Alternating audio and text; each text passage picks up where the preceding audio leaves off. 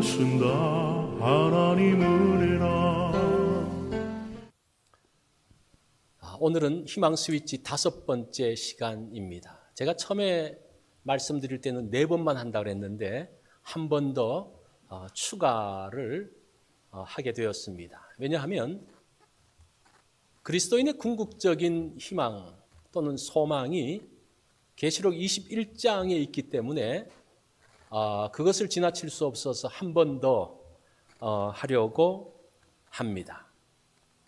자, 지금까지 4번에 걸친 희망 스위치를 살펴봤는데 이제 마지막 시간이니까 한번 복습해 보는 게 좋겠죠? 한번 여러분들이 기억을 다시 한번 더듬어 보시기 바랍니다. 첫 번째 시간에는 창세기 15장에서 아브라함의 사건을 다루면서 3개의 희망 스위치를 말씀을 드렸습니다. 그곳에서 별을 보라, 별을 보라. 하나님의 약속이 있죠? 여호와를 믿어라, 하나님을 기대하라. 자, 그것이 첫 번째 시간의 희망 스위치였습니다.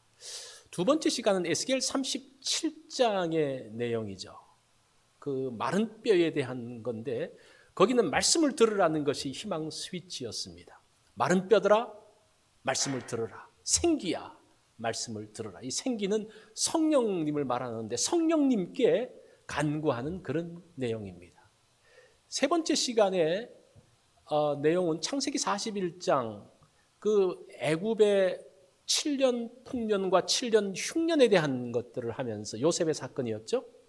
거기서 2개의 스위치가 무엇이었습니까? 사람을 준비하고 시스템을 준비하는 것을 말씀드렸습니다. 자, 지난 시간에는 마태복음 9장에서 예수님의 공생의 사역의 핵심 포인트 3개를 이야기했죠. 그죠? 예수님께서 말씀을 가르치시고 천국 복음을 전파하시고 그다음에 고치시는. 자, 거기에서 어떤 희망 스위치가 있습니까? 긍휼히 여기심. 이 긍휼히 여긴다는 것은 참 예수님의 마음이죠. 모든 것들을 풀어낼 수 있는 마음이 긍휼히 여기심이라는 생각을 합니다. 그리고 기도하라 그러죠. 뻔한 것 같지만 예수님은 기도하라고 말씀합니다. 그것이 희망 스위치임을 말씀합니다.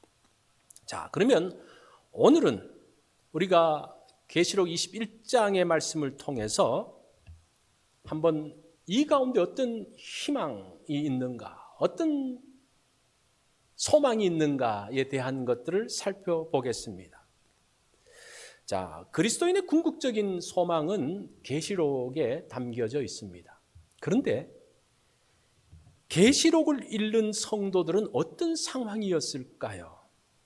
우리가 그거를 생각하는 게 굉장히 중요해요. 1차 독자가 지금 어떤 상황 가운데 있는지를 아는 게 참 중요합니다. 이들은 어떤 희망도 보이지 않습니다. 절망 가운데 있습니다. 계시록을 쓴 요한은 유배되어져서 밤모섬에 홀로 외로이 있는 상황이었습니다. 이 절망의 끝에서 요한은 희망의 책을 씁니다. 그 놀랍지 않습니까? 원래 극과 극은 통한다 그러죠. 절망은 뭐와 통합니까? 희망과 통하게 되는 것을 보여줍니다. 계시록 전체는 무겁고 어두운 분위기입니다. 그러나 마지막에 뭐가 있습니까? 희망이 그 가운데 담겨져 있습니다. 그게 21장과 22장의 내용이라는 겁니다. 자, 오늘 계시록의 말씀을 보면 1장부터 4장까지의 내용은 보는 것과 듣는 것으로 되어 있어요. 이 2가지 단어를 잘 좀 생각을 해보십시오. 자, 1절과 2절을 봅니다. 또 내가 새 하늘과 새 땅을 보니 처음 하늘과 처음 땅은 없어졌고, 제가 보니를 좀 강조했습니다. 바다도 다시 있지 않더라. 또 내가 봄에 거룩한 성 새 예루살렘이 하나님께로부터 하늘에서 내려오니 그 준비한 것이 신부가 남편을 위하여 단장한 것 같더라. 이게 잘 이해가 되십니까? 제가 이해를 돕기 위해서 다시 한번 문장의 구조를 쉽게 한번 정리해 볼게요. 이것이 주된 내용이에요. 보는 것. 1절은 내가 새 하늘과 새 예루살렘을 보니, 그 내용이에요. 뭘 봤다는 겁니까? 추가 설명이 처음 하늘과 처음 땅이 없어졌고 바다도 있지 않더라. 이거는 설명이에요, 그냥. 그러니까 내가 새하늘과 새 땅을 봤다. 그것만 1절에서 기억을 하십시오. 2절은 또 내가 봄에 뭘 봅니까? 거룩한 성 새 예루살렘이 하나님께로부터 하늘에서 내려오니, 그거예요. 뭘 봅니까? 거룩한 성 새 예루살렘이 하늘에서부터 내려오는데 그 설명이 뭡니까? 그 준비한 것이 신부가 남편을 위하여 단장한 것 같더라. 좀 쉽게 이해가 되십니까? 이렇게 하면 1절과 2절의 내용이 머릿속에 딱 들어올 것입니다. 자, 새 하늘과 새 땅의 모습을 봅니다. 이것은 세상의 것이 아니라는 겁니다. 우리가 계시록을 보면서 두 가지 대조가 있는데, 하나는 하늘에서 내려오는 게 있고 하나는 땅에서 올라오는 게 있어요. 땅에서 올라오는 것들은 거짓 선지자라든지 거짓 짐승이라든지 해하는 것들이 땅에서 올라오고, 하늘에서 내려왔다는 것은 하나님으로부터 왔다는 것을 이야기합니다. 지금 무엇을 보고 있습니까? 거룩한 성을 보는데 새 예루살렘이 하늘로부터 하나님에게서 내려온다. 지금 하나님의 어떤 일들을 보고 있습니다. 이것이 요한이 본 겁니다. 계시록 21장을 보면서 사람들이 조금 오해하면서 조금 힘들어지는 거, 해석이 힘들어지는 것이 무엇인가 하니, 새하늘과 새 땅이 어떻게 나왔는지, 새하늘과 새 땅이 오기 전에 어떤 이 세상이 멸망하는 과정이 있는지를 계시록 21장을 가지고 찾으려고 그러면 힘들어져요. 계시록 21장은 그게 초점이 아니기 때문입니다. 그러니까 초점을 따라서 성경 말씀이 말씀하는 대로 가는 게 굉장히 중요해요. 여기서는 21장은 어떻게 이 세상이 멸망하고 어떻게 이 땅이 어떻게 되고 그걸 설명한 게 아니라 새하늘과 새 땅이 무엇인지를 초점 맞추고 있습니다. 그것만 한다면 우리가 쉽게 이해할 수가 있습니다. 이제 그게 21장의 내용이라는 겁니다. 자, 새하늘과 새 땅에는 처음 하늘과 처음 땅이 없습니다. 그러면서 뭐라고 말하는 거 아니? 바다도 없더라고 이야기합니다. 바다도 1절에 보면 바다도 다시 있지 않더라고 이야기하죠. 왜 바다에 대해서 강조하느냐? 유대인들은 바다는 공포의 대상입니다. 모든 악령들이 있는 것이 바다로 생각을 합니다. 계시록에서 보면 바다는 용의 영역입니다. 그 바다에서 누가 올라옵니까? 짐승들이 올라옵니다. 이런 면에서 이 바다가 없어졌다는 것은 굉장히 중요한 의미가 있어요. 나는 바다가 좋은데 이 바다가 없으면 어떻게, 그런 개념이 아니라 더 이상은 용에 의해서, 악한 영에 의해서 지배되어지는 세상이 없어진다라는 것이 바다가 있지 않다라는 내용입니다. 그거는 제가 뒤에서 다시 한번 좀 설명을 하겠습니다. 자, 그러면서 3절로 가면 듣는 이야기가 나옵니다. 자, 3절을 보십시오. 내가 들으니 보좌에서 큰 음성이 나서 이르되 보라, 하나님의 장막이 사람들과 함께 있음에 하나님이 그들과 함께 계시리니 그들은 하나님의 백성이 되고 하나님은 친히 그들과 함께 계셔서. 자, 하나님께서 보여주셔요. 그런데 보는 거를 가지고 사람들이 해석이 다 달라요.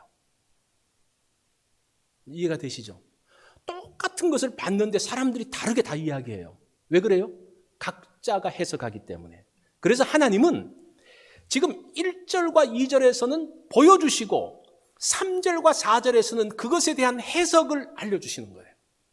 무슨 말인지 아시겠죠?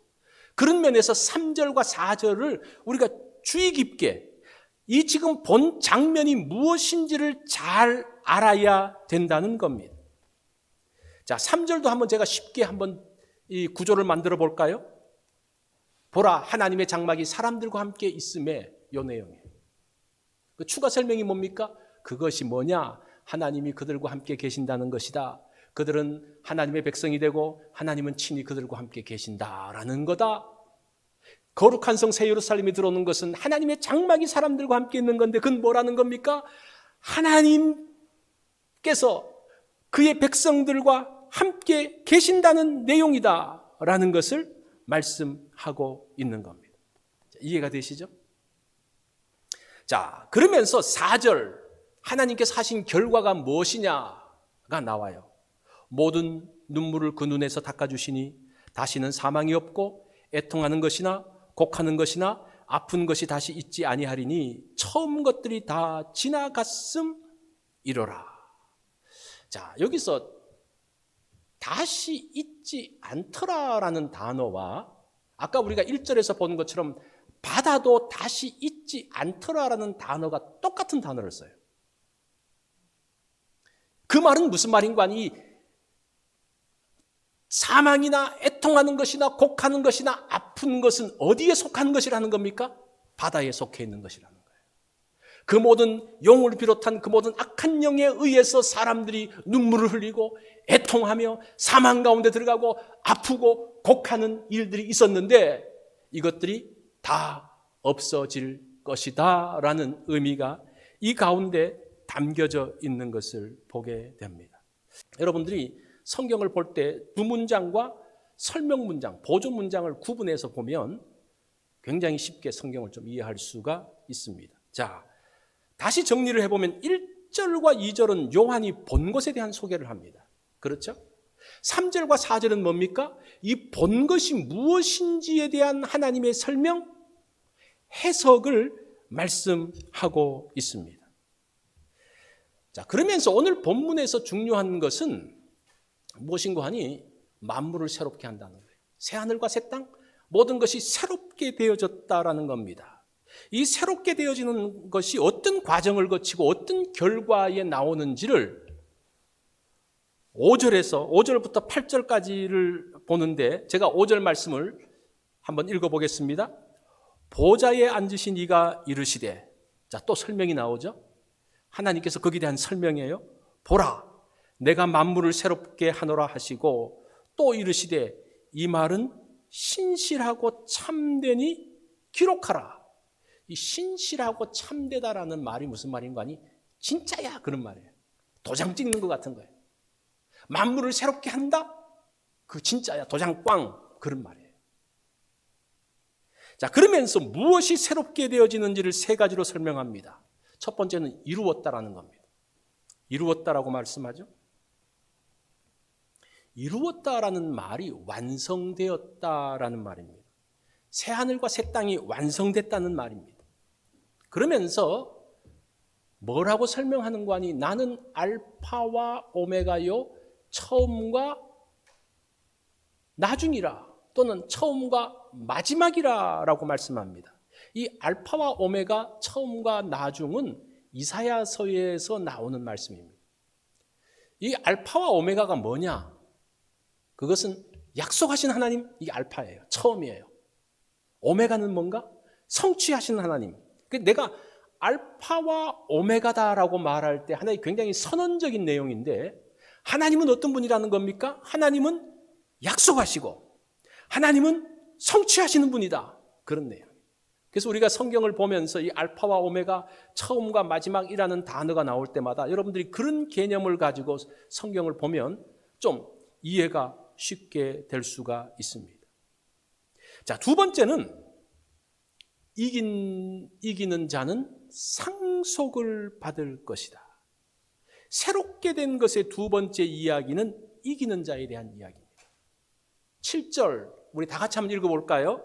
시작. 이기는 자는 이것들을 상속으로 받으리라.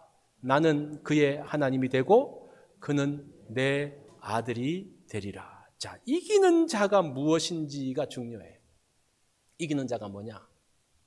우리가 이기는 자 그러면 정복자라는 개념을 많이 생각하는데 근데 여기서 이기는 자라는 단어가 굴복하지 않는 자 그런 뜻이에요. 굴복하지 않는 자. 이기는 자는 정복자가 아니라 굴복하지 않는 자라는 겁니다. 계시록을 쓰던 90년대에는 도미티안 황제로 인해서 그리스도인들이 굉장한 핍박을 받았습니다. 그 시기에 이기는 자가 있었습니까? 이기는 자가 있었어요? 로마를 이길 수 있습니까? 있다 그래요. 어떤 자가 이기는 자라는 겁니까? 로마를 정복하는 자가 아니라 로마의 박해 가운데서 굴복하지 않고 끝까지 믿음을 지키는 자, 그 사람 이기는 자라는 거예요. 이해가 되십니까? 이거는 굉장히 중요한 메시지입니다.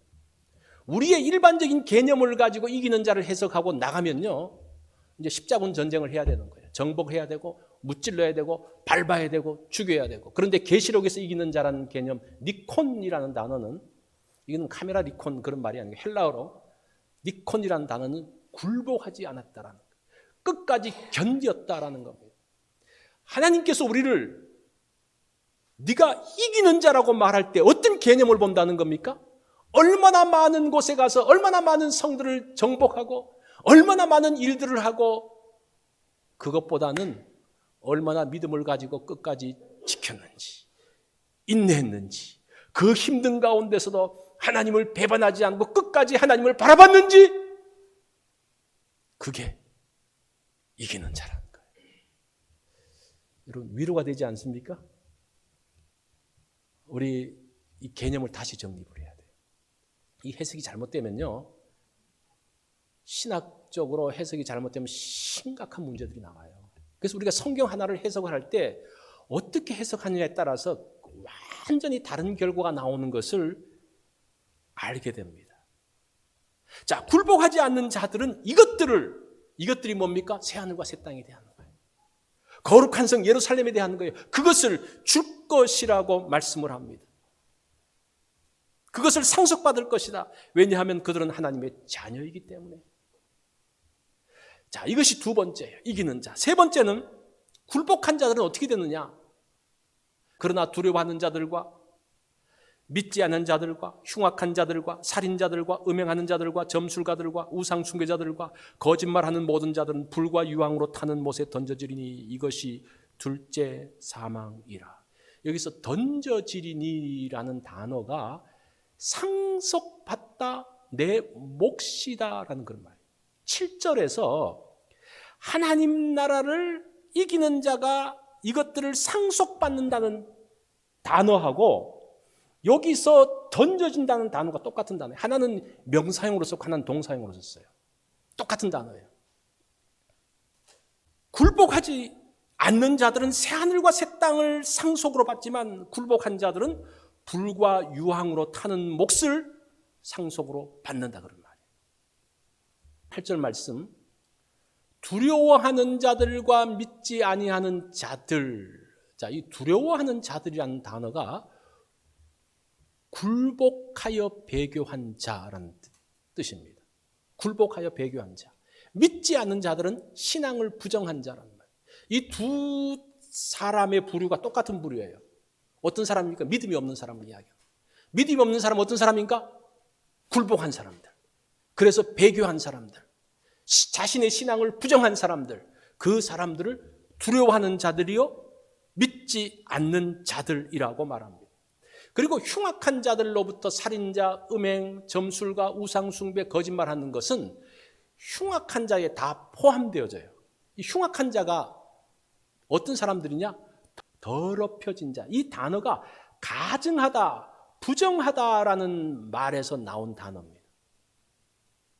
그래서 더럽혀진 자들이 누구라는 겁니까? 그들이 살인자고 음행하는 자들이고 점술가들이고 우상숭배자들이고 거짓말하는 모든 자들이라는 거예요. 그래서 이 8절에 나오는 굴복했던 사람을 두 가지 부류로 나누고 있어요. 하나는 어떤 사람입니까? 배교하고 굴복한 사람들. 하나는 더럽혀진 사람들. 이 두 사람들은 무엇을 상속으로 받는다고 말합니까? 유황으로 타는 불못을 상속으로 받을 것이다 라고 합니다. 만물을 새롭게 한다는 것에서 두 가지 모습이 나옵니다. 하나는 끝까지 믿음을 지킨 이긴 자들, 굴복하지 않은 사람들에 대해서 새하늘과 새 땅을 주셨고 그것을 상속받고, 두 번째는 무엇인가 하니 그렇지 못했던 사람, 굴복했던 사람들은 무엇을 상속받는다는 겁니까? 유황으로 타는 불못을 상속받는다는 거예요. 그래서 우리가 새하늘과 새 땅에 대해서는 이렇게 두 면이 있다는 사실들을 기억하셔야 돼요. 아, 그날 다 잘 돼. 그게 아니고 이기는 자만이 그 땅에 들어갈 수 있음을 말씀을 해주고 있습니다. 그래서 그렇게 되기 때문에 믿음을 버린 자들이라든지 배교자들이 더 이상 그 땅에 들어오지 않는 거예요. 새하늘과 새 땅에 들어오지 않는 거예요. 그러면서 갈등이 없어지는 거예요. 문제가 없어지는 거예요. 고통이 없어지는 거예요. 이 고통과 문제는 다 뭡니까? 신앙의 마찰이죠.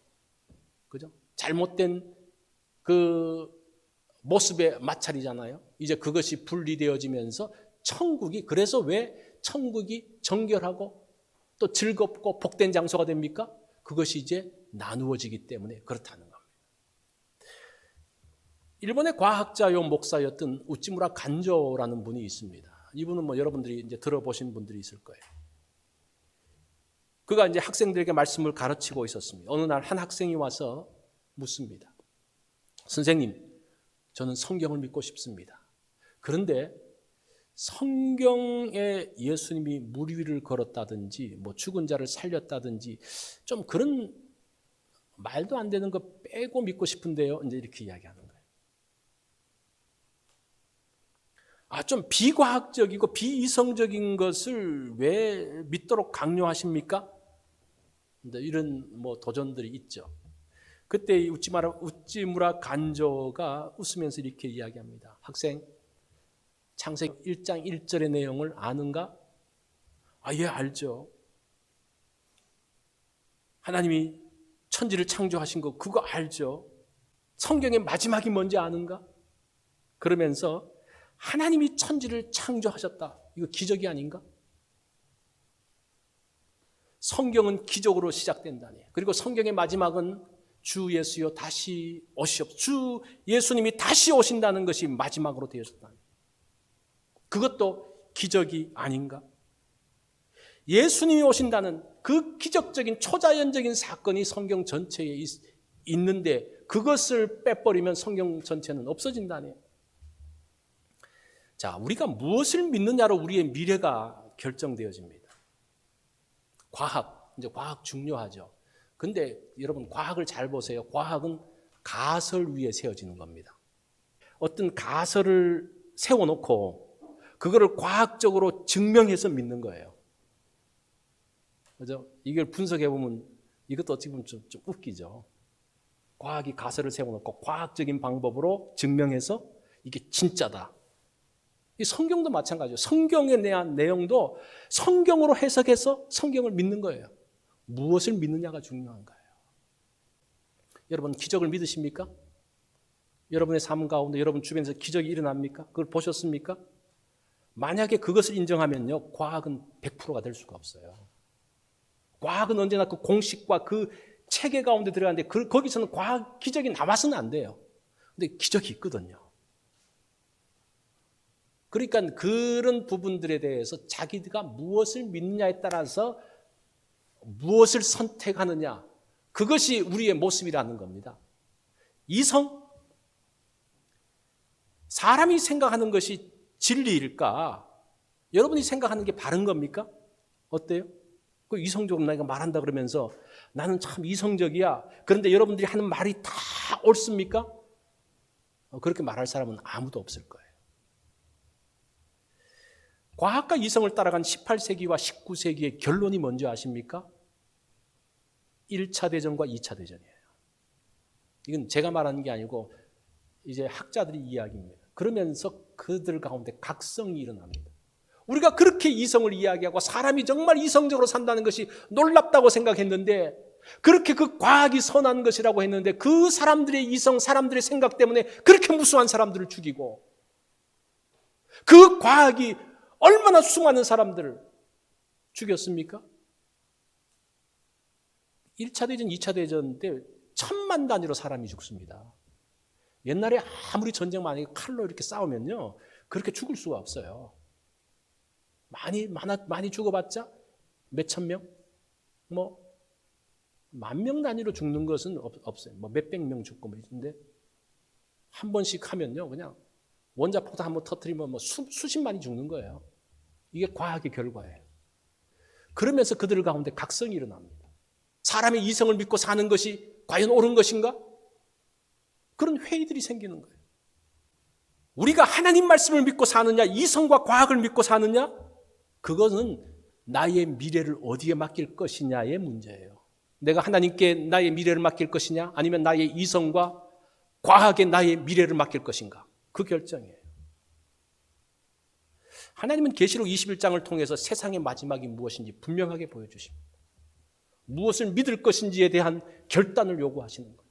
그게 7절과 8절의 말씀이에요. 자, 그러면 오늘 본문에 나타난 희망 스위치는 무엇일까? 이기는 자입니다. 이기는 자.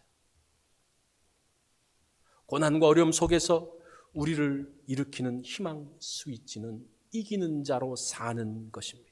이기는 자가 뭐라 그랬죠? 굴복하지 않는, 끝까지 견디는 것. 우리의 많은 문제들이 있죠.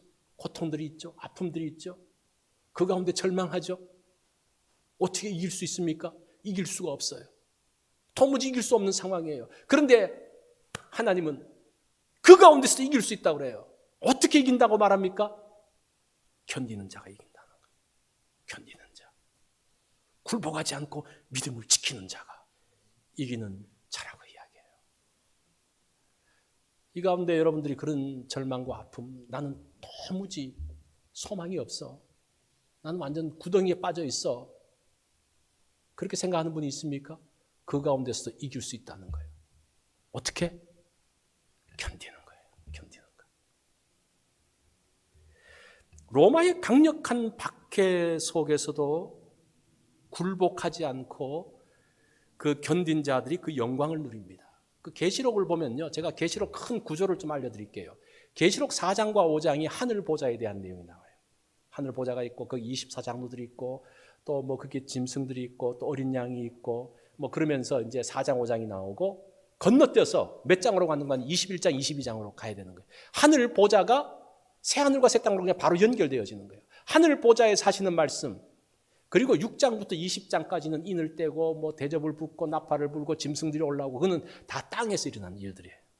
그래서 계시록을 그렇게 1장부터 3장까지는 뭐 7교회에 대한 이제 이야기가 있고 4장 5장 21장 22장 큰 천상의 이야기를 보면서 땅에서 어떤 일이 벌어졌느냐, 그렇게 보면 우리가 계시록을 좀 쉽게 정리할 수가 있습니다.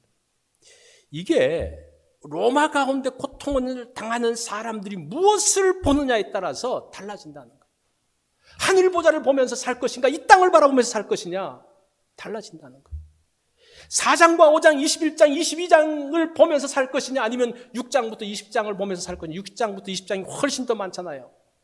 그러니까 거기에 함몰되어지면 그 가운데서 헤어나올 수가 없다는 겁니다. 무엇을 보며 무엇을 믿고 사느냐가 중요합니다. 그리스도인들은 어떤 사람들인가? 오늘날 그리스도인들은 머저리티라고 해요. 기득권자. 미국에서는 좀 뭐 그럴 수도 있을 것 같아요. 그래서 더 많은 것들을 가지고 누리려고 합니다. 그 절정이 무엇인가? 이 기독교 국가를 만드는 거예요. 기독교 국가를 만들어야 된다. 그래서 이 국가를 하나님 앞에 드려야 된다. 그 역사적에서 그런 시도들이 있었어요. 이제 사실은 청교도도 그런 시도 중에 하나입니다. 청교도가 굉장히 좋은 면이 있는데 부정적인 면이 이런 면이에요. 그래서 그런 시도들을 하는 거예요. 믿지 않는 사람들을 뭐 십자군 전쟁 같은 데 가면 그 이교도들을 죽이고 그러잖아요. 그런데 보세요. 지금 이것을 그리스도인들이 어떤 사람들인가의 초점을 중세시대 모든 것들이 기독교 국가인 중세시대에 초점을 맞추지 말고 예수님 시대로 한번 가보십시오. 예수님 시대의 기독교인들은 어떤 사람들입니까? 약자들이었습니다. 힘없는 사람들이었습니다. 그 시대 사람들을 대상으로 지금 성경이 쓰여졌다는 거예요. 그런 사람들이 과연 이 가운데서 어떻게 빛이 되어지고 어떻게 소금이 될 수 있느냐? 지금은 우리가 그 영향력이 있어요. 목사라 그러면 대접받아요. 그런 시대가 아닌 다른 시대. C.S. 루이스가 이렇게 이야기합니다. C.S. 루이스는 그 2차 대전 중에서 영국에서 그 막 폭탄이 떨어지는 그 가운데서 그 참호석에서 방송을 하잖아요. 그러면서 뭐라고 말하는가? 그리스도인은 적의 점령지 하에 있는 레지스탕스다. 지금 뭐 프랑스라든지 그런 나라가 그 독일에 있을 때에 그 가운데서도 그 조국을 지키기 위해서 저항하는 세력들 있잖아요. 그리스도인들을 그렇게 비유하고 있어요. 그리스도인들이 머저리티가 아니고 기득권자가 아니라는 지금 이야기를 하고 있습니다. 오늘날 사람들은 기독교가 기득권을 가져야지 살아남는다고 이야기합니다. 그러면서 기독교가 오만해졌습니다. 그런데 기독교의 시작은 기득권이 아니었죠. 소수의 사람, 마이너리티, 우리가 그것을 늘 기억하셔야 돼요. 그래야지 좁은 길로 갈 수가 있어요.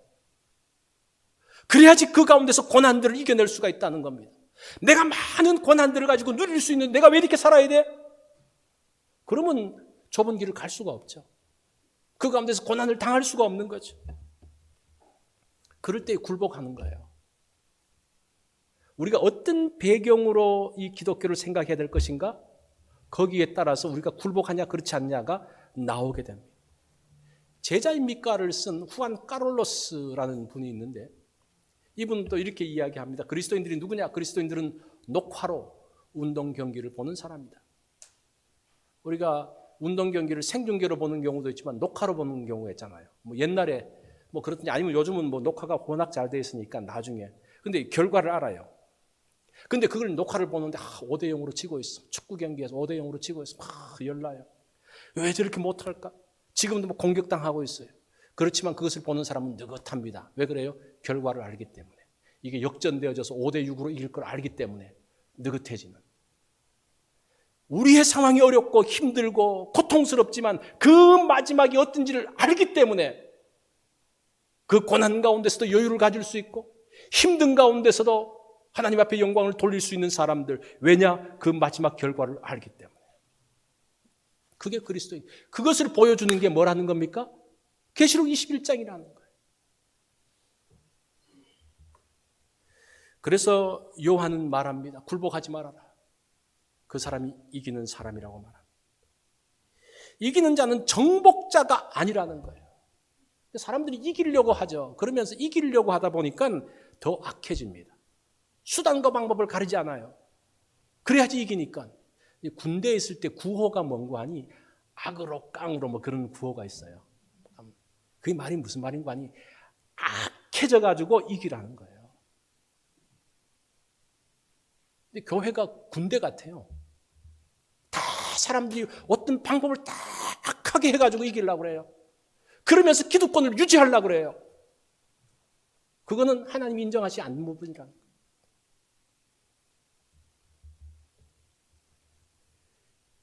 성경은 굴복하지 않는 자가 이기는 자라고 합니다. 끝까지 견디는 자가 이기는 자라고 말합니다. 우리가 당한 어려움 속에서 이기는 길은 견디는 겁니다. 굴복하지 않는 겁니다. 여러분 하실 수 있겠죠, 그죠? 내가 무엇인가를 정복하고 이기라 그러면 그건 굉장히 힘들지만 견뎌라. 그 정도는 내가 한번 해볼 수 있지 않을까? 그게 희망 스위치예요. 여러분 어떤 경우에서도 희망의 끈을 놓지 않는 게 뭡니까? 이 스위치를 켜보십시오. 그렇지. 내가 요것만 견디지. 여러분 한 달 견디라는 말이 아니에요. 10번 견디라는 말이 아니에요. 한 번만 견디라는 거예요. 요거 한 번만.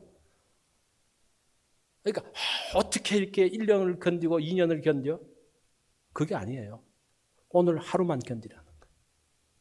이번 일 한 번만 견디라는 거예요. 한 번씩 나가다 보면 우리가 견뎌낼 수가 있어요. 그러면서 그 사람이 이기는 사람이고 하나님께서 새로운 것을 주시겠다. 도장 꽝. 나는 알파와 오메가요. 도장 꽝 찍는 거예요. 자, 절망의 상황 가운데서 희망의 스위치를 켜십시오. 이기는 자는 어떤 사람이다? 굴복하지 않는 사람입니다. 그것이 우리를 무너지지 않게 하는 거예요. 그래서 그 로마의 그 힘든 박해 가운데서도 이겨낸 거예요. 공산주의의 그 많은 어려운 박해 가운데서도 승리한 거예요. 뭐로? 견디면서. 그럴 때에 우리가 하나님 나라의 상속자로 서게 됩니다. 우리 이제 희망 시리즈 5번을 하면서 여러분 이런 것들을 기억하면서 우리의 어려운 상황 가운데서 그 스위치를 한번 켜보십시오. 그러면 그 가운데 빛이 보일 겁니다. 다 같이 기도하겠습니다. 나의 나 된 것은 다 하나님 은혜라.